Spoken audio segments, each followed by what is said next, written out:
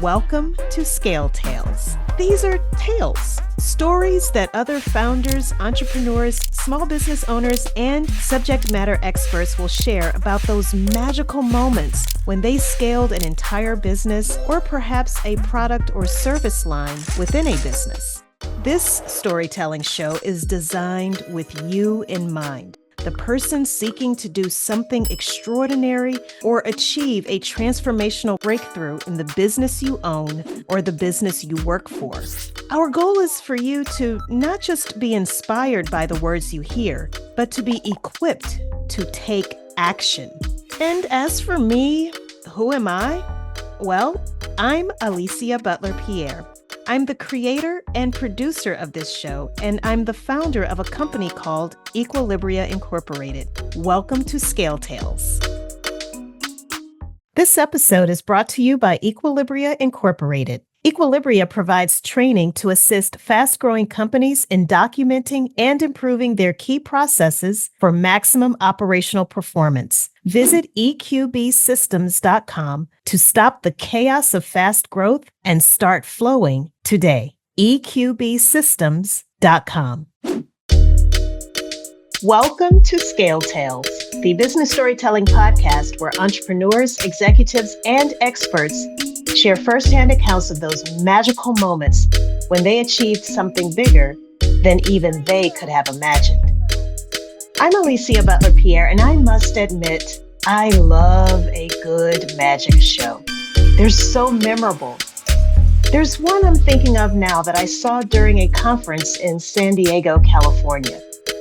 It was incredible, and honestly, it was one of the highlights of the conference. It was different, memorable. So when I met this next guest at a networking event and found out more about his work as a sales and marketing consultant, as well as his background as a magician, I knew I had to invite him to the show. You're about to be in for a real treat, and I promise you'll learn some new tricks along the way. This is episode 21. How Eric Anderson used magic to make a $3 billion sale.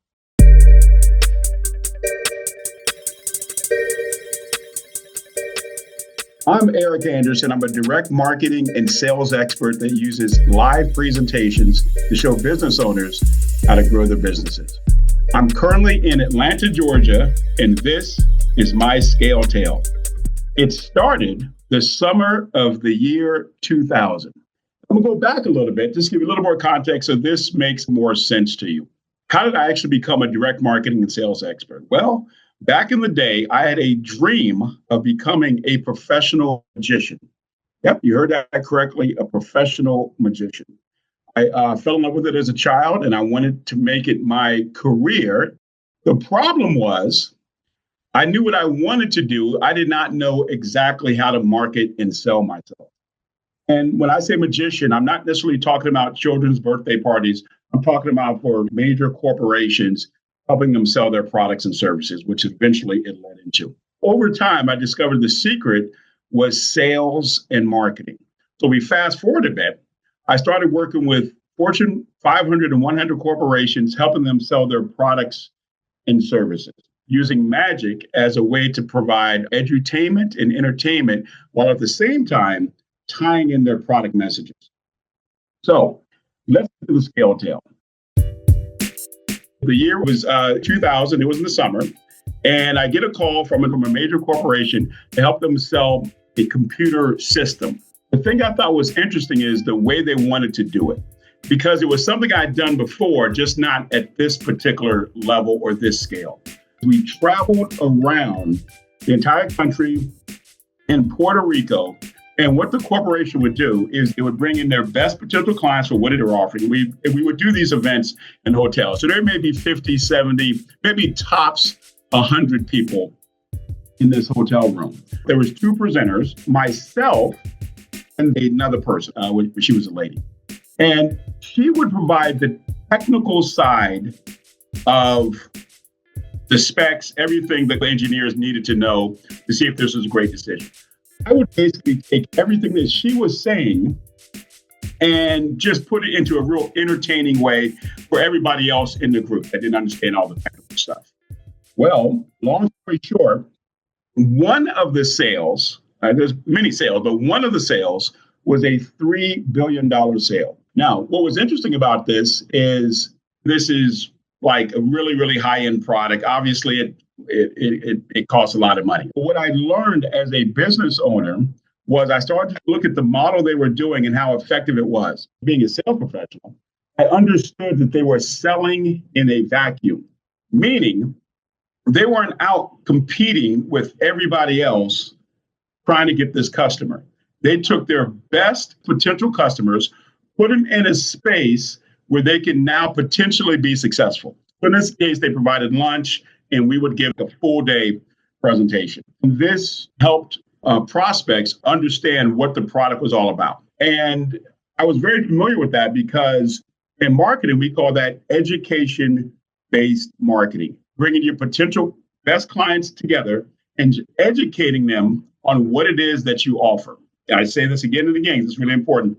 Doing this in an environment where there are no competitors around you. I found if you educate your clients effectively, giving them what they want, and they already need what you got. It's just amazing. $3 billion, one sale. We had many, many sales. There's 30 million, 10 million, lots of different sales, and depending on the clients that were coming in. Besides selling to potential customers in a vacuum, another important part of the formula for education-based marketing that Eric noted involved having a presentation partner.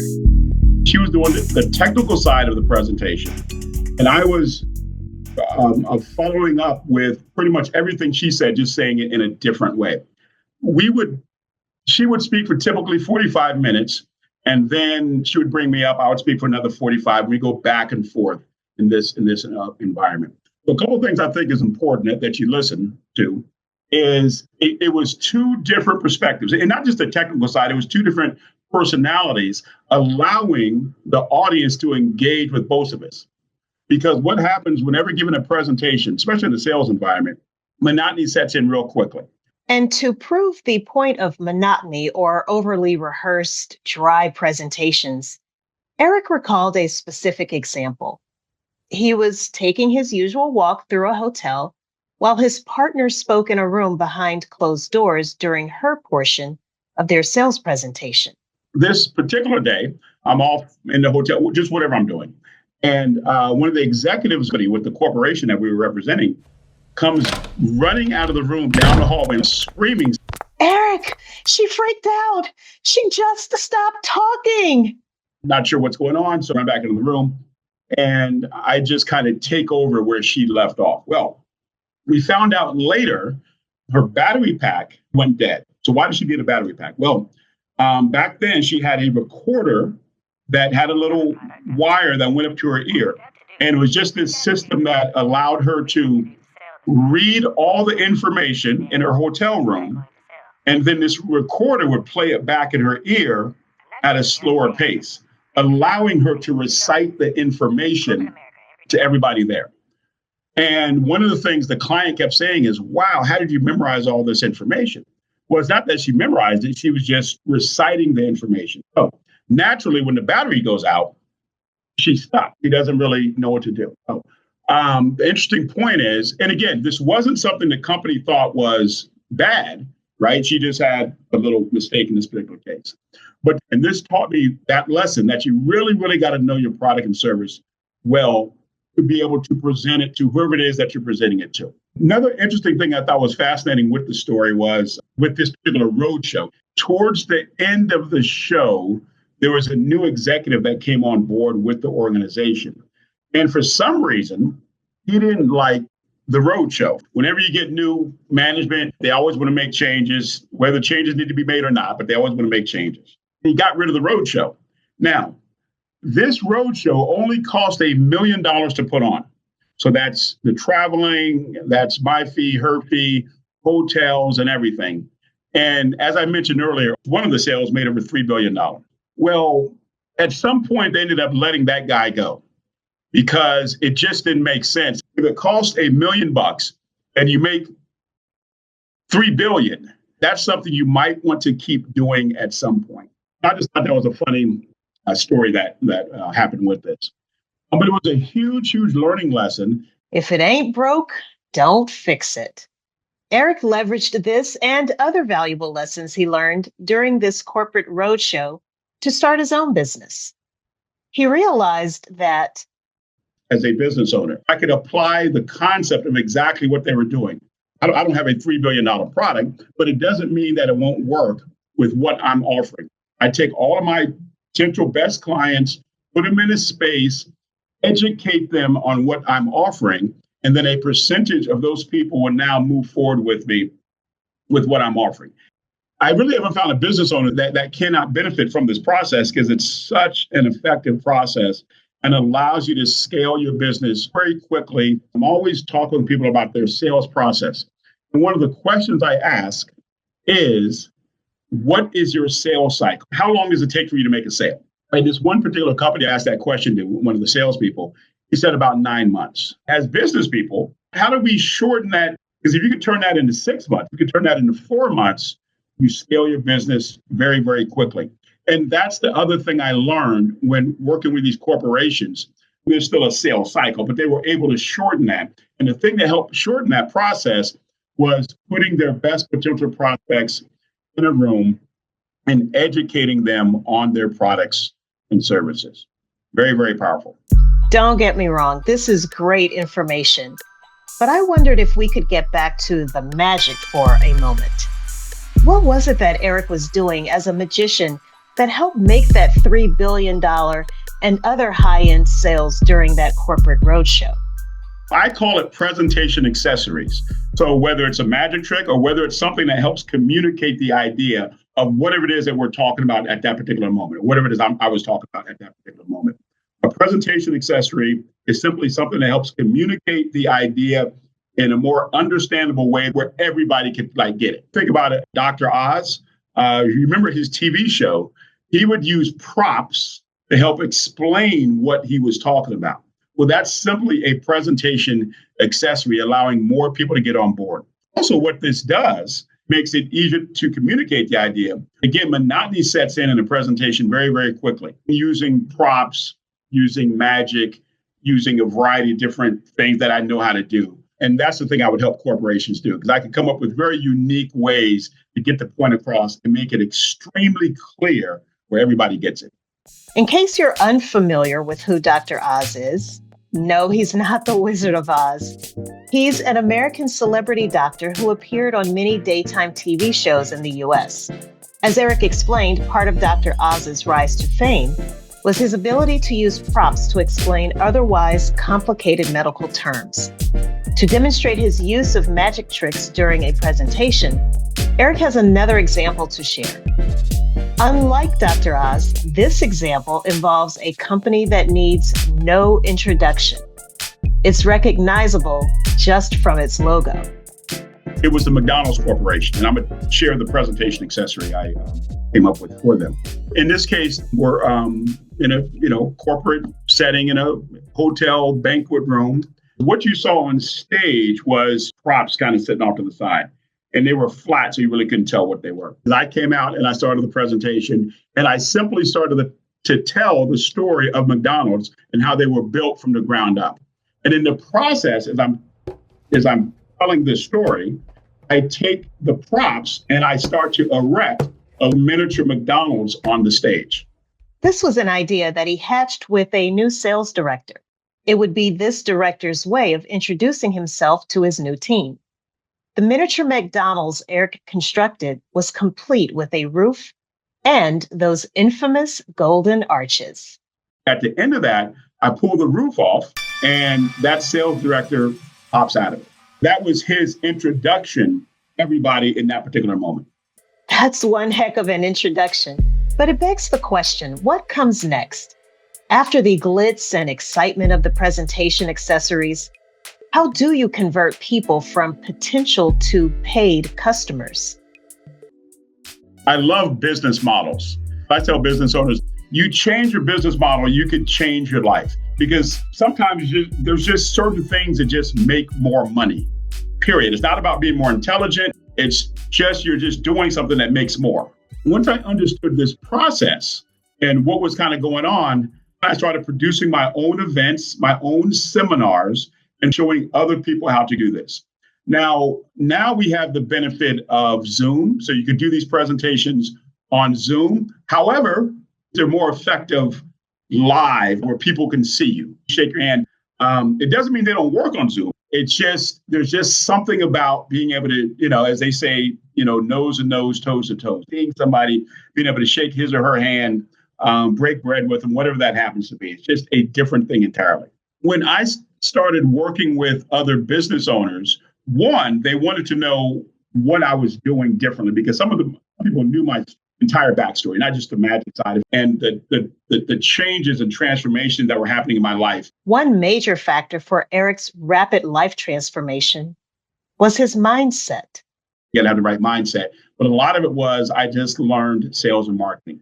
So when I started to teach other business owners how to do it, I said, look, let's take your best potential prospects, put them into a space, whether it's Zoom or in person, put together a presentation. Now, that's the part that a lot of people miss, is the presentation has to be put together properly. At my most recent event, a student of mine, she brought in some students of hers because I'm her coach and she wanted them to meet her coach and mentor. And they were talking to her afterwards, and she said she forgot to tell them that the entire experience is a presentation. So here's what I mean by that. A lot of people think the presentation starts when they walk into, in this case, it could be Zoom, or when they walk into the hotel room, okay? But the truth is, the presentation starts with the first phone call, the first communication, the first email, the first letter, or a combination of all of that, depending on what it is. That's when the presentation really starts. So a lot of people don't realize the entire experience is a presentation. And that's why when we say touch points, some people think the hotel is just a touch point in itself. Obviously, that's one. But let's say you had a series of communications leading up to everybody going into the hotel. Well, those are also touch points. And if those are done properly, you can educate and get people ready. I call it priming the audience. How do you prime the audience so they are ready for you once they walk into the room, Zoom, in person, whatever it may be? Because the worst thing marketing sales professional can do is try to make the sale when the person doesn't really know you. So as Jay Abraham, marketing expert back in the day, said, you want to get people to the point where they know, like, and trust you, right? Well, we can speed that process up. And we do that by educating people about us, about who we are, but they're not trying to figure all that out when we're giving a presentation. Eric has another example to illustrate this point using the same business coaching student. She wanted to get her coaching business going. She had just left her job and she said, "Oh, I don't have an audience." I said, "Well, have you ever gone to a networking event?" She said, "Yes." "Have you ever collected business cards?" She said, "Yes." And I said, "Have you ever followed up with any of those people?" She said, "No." Wrong answer. Because the fortune's in the follow-up and you never, ever know who you're going to meet. So I showed her how to put together a presentation. In this case, I used what I call the interview format, which meant I interviewed her and she just had to answer the questions. And these are particular questions I put in a particular order to lead to the sale. So I said, let's start with those assets that you already have. She said, "I don't have any assets." I'm talking about those business cards that you've been collecting over the years. So I had to take those business cards.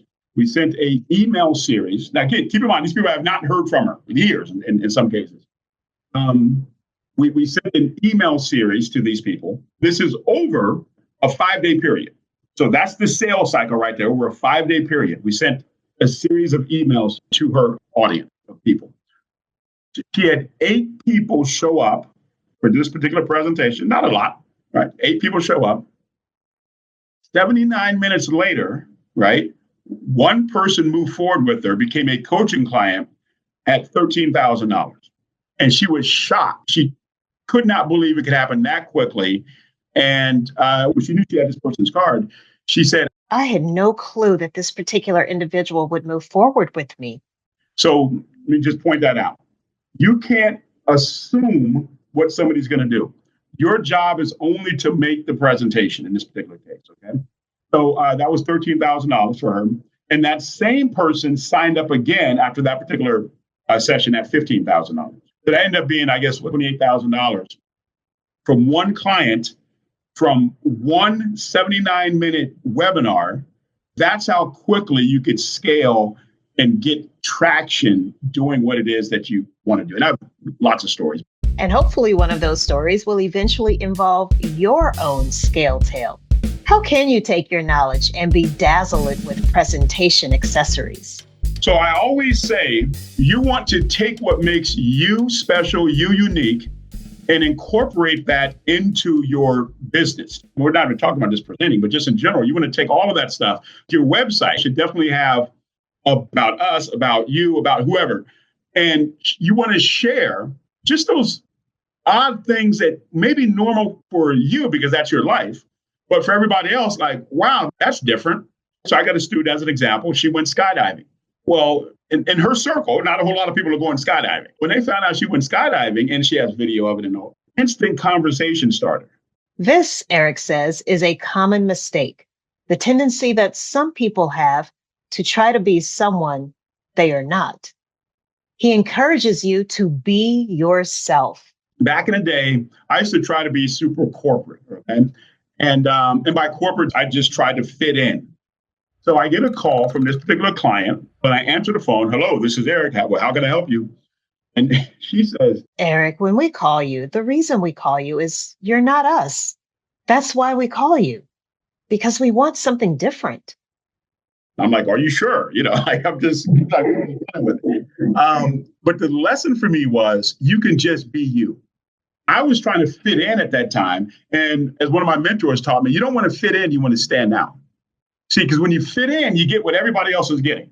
But when you stand out, you get what everybody else is getting on top of everything else that everybody else is afraid to go do. Standing out by being authentically you brings us to Eric's backstory. Because in the end, right, as Jay Abraham says, we do business with people we know, like, and trust. So how do we get people to know, like, and trust us? Well, a lot of it has to do with your backstories and who you are as a person. We've all been in situations where we say, oh, how did so-and-so get that? That's their brother-in-law, that's their sister-in-law, that's whatever. Well, we could all create that, right? So how do we create that? Well, we take those personal experiences and we run with it. So I'm going to give you an example. So I'm a father of twins. If I were to really use it in my marketing, I would market in such a way that, let's say I was a realtor and I have twins. I would go after people that have twins or are a twin, because now it's an instant affinity. Oh, what are your kids' names? How old are they? Do yours do this? It happens instantaneously. Don't run away from who you are. Run towards it. Lean into that. Put that stuff out there, and it makes you stand out. Because remember, we're not trying to fit in. We are trying to stand out. To test these lessons, I asked Eric to apply this logic to a small service-based consulting company, where the sales cycle is about 90 days for, on average, a $50,000 project. One of the big things is if you simply change to who you're talking to. So the story I'll share real quick is I used to do a lot of stuff with Bell South, and I would go do my presentation. And I remember doing a bunch of stuff for them, and then I get a call, and they said, oh, Eric, we want you to charge more because this is the C-suite that you're presenting to. And I said, okay, it's not a problem, right? Just charge more. But the lesson I learned is if you change the who you're talking to, you can charge more.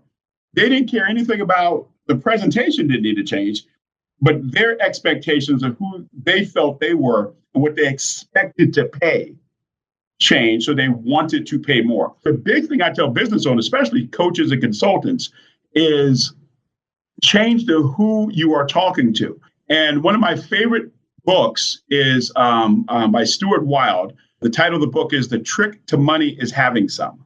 And the quote in the book that stands out, there's a lot of them, but one that really stands out is he says, you never make your economy everybody else's economy. So that could mean if things are tight for you, doesn't mean it's tight for everybody. So go after people that actually have the money. There's people that spend $50,000 on a poker hand walking through a casino. And these aren't necessarily celebrities. You're talking to somebody like that. And if they're willing to walk about $50,000, $75,000 on a blackjack hand, lose, and keep walking. Do you think if you get in front of somebody like that and present something to them that could potentially make them more money or help them in their business or help them in their life, whatever it happens to be, whatever you consult or coach on, they might just be willing to spend that $50,000 to $75,000 on you? Well, the answer is yes. We just got to get in front of those people. So the other thing I tell people is sometimes we have to work on ourselves.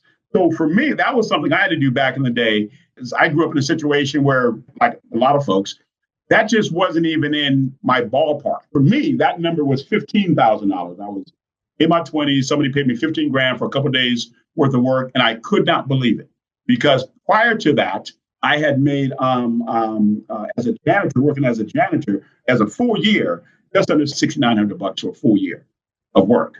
So now somebody's paying me twice that for 2 days worth of work. We're talking about like 5 hours a day. It just absolutely blew my mind. But what I said is there must be more people out there like this. So getting back to the 50 grand, dealing with people that could actually afford to pay it, whether it's a business owner, entrepreneur, or just somebody that has the money. A lot of times people are just speaking to the wrong people. And two, educating them on why they should make that investment. The way I always think about it is, so one of my programs is $10,000. Okay. I'm thinking about the student that just came to the event.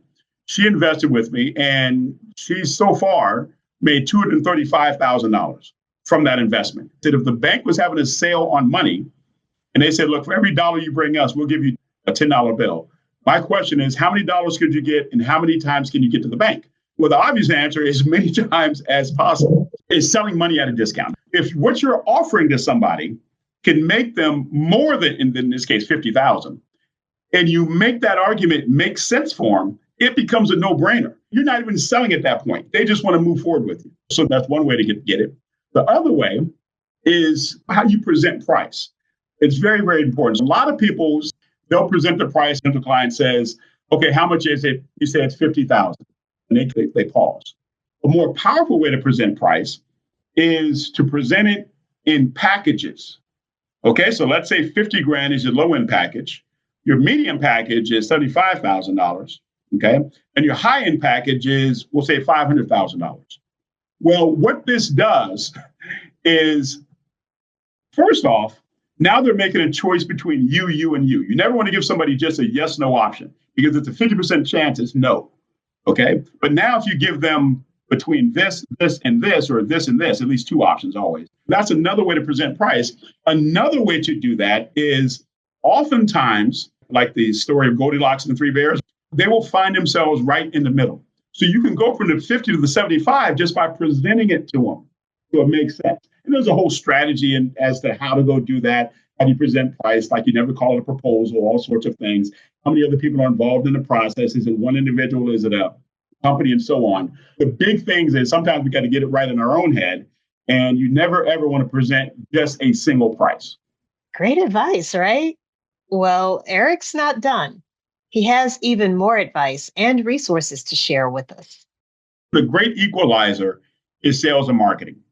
I don't care what somebody's situation is, where they've come from, what part of the world they live in. If there's an economy and you learn how to sell and properly market yourself, you can move mountains. Marketing is what we do to get somebody to sell to. If you market properly, they're already pre-sold when they get to you. Then you are just hammering out the details at that point. I said direct marketing earlier when I introduced myself. Direct marketing is very different than like institutional marketing. So the difference is when Coca-Cola puts a billboard up, they're not necessarily just trying to go sell Coca-Cola, right? Because it's set up in such a way, you already know what Coke is. You're doing it for other reasons. But if you're a small business owner, you want to use direct marketing because you ask people for a direct response. That's the term, direct response marketing. And because of that, you can now track your results and understand why you're doing what you're doing. Anybody wants to connect with me, you can go to my website and sign up for whatever the upcoming event is. I usually do a 2-day event, and it's full of this stuff because I understand how powerful information is. So I educate people, and like there is a percentage of those people that will move forward with me. But regardless of whether somebody moves forward with me or not, I still want people to benefit. Just because somebody hasn't invested with you today doesn't mean they want to invest with you tomorrow. A gentleman called me up. He saw me speak doing this particular workshop 5 years ago. And he called up and said, Eric, I'm ready. He was receiving my email. Well, he's not the only person that does that. The fortune's in the follow-up. So don't be afraid to follow up with people. That's right. Don't be afraid to follow up with people. After all, a closed mouth does not get fed. So many lessons in this episode. Here's a recap of some of them. Number 1, entertain to educate your customers. This is known as edutainment or education-based marketing. Number 2, sell in a vacuum. Position yourself so that you're the only one a potential customer can focus on. 3, present information in different clever ways to avoid alienating potential customers. It doesn't have to involve magic. Figure out which presentation accessories you can use to make even more sales. Number 4, know your product or service well so that you can defend it if necessary. Number 5, if you aren't charismatic or entertaining, or conversely, maybe you're not a technically savvy person, then partner with someone who is. 6, mindset is key for transformation. 7, the presentation you give in a webinar or workshop format is part of creating a memorable customer experience. It helps to prime your audience for the sale. Number 8, the fortune is in the follow-up. Your contacts are business assets. 9, be yourself. It will help you stand out. And finally, number 10, direct response marketing enables you to get firsthand feedback from potential customers. Thank you, Eric, for sharing your scale tale with us. You can learn more about Eric Anderson, how to work with him, and how to sign up for his next event where he demonstrates the techniques he described in this episode's show notes. You can click the link in the description area wherever you're listening to this episode, or you can visit scaleTalesPodcast.com. Again, that's scaleTalesPodcast.com. Thank you for listening. If you learned something valuable from this episode, please leave us a 5-star rating and review. Make sure you subscribe to the show so that you don't miss it. And while you're at it, leave a 5-star rating and review wherever you're listening.